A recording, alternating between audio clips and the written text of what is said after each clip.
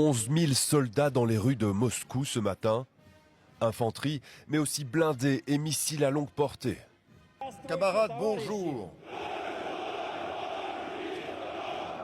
Les autorités russes ont mis les petits plats dans les grands. Tout est fait pour impressionner et construire un sentiment patriotique.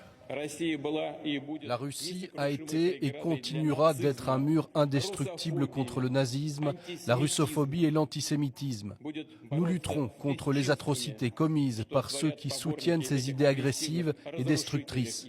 La vérité et la justice sont de notre côté. Invité de marque, la Chine fait défiler un bataillon aux côtés des soldats russes. Xi Jinping, le président chinois, a été accueilli chaleureusement, tout comme Lula da Silva, président brésilien, et seul Européen présent, le président slovaque pro-russe, Robert Fico. Des drones russes et iraniens sont mis à l'honneur. Ces mêmes armes sont utilisées par centaines contre l'Ukraine. Tout notre pays, notre société et notre peuple soutiennent les participants à l'opération militaire spéciale.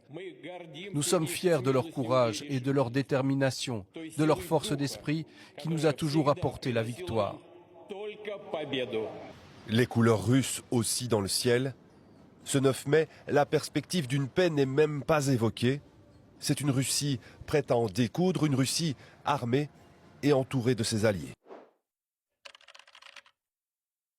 Une réalisation à grand spectacle, destinée à impressionner le monde entier.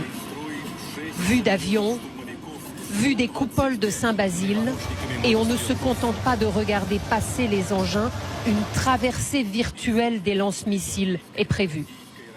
La Russie fête les 80 ans de la victoire contre l'Allemagne nazie, une victoire que selon les Russes, le monde doit en grande partie à l'URSS, un message de force pour le passé et le présent. La Russie était et reste une barrière imbattable contre le nazisme, la russophobie et l'antisémitisme.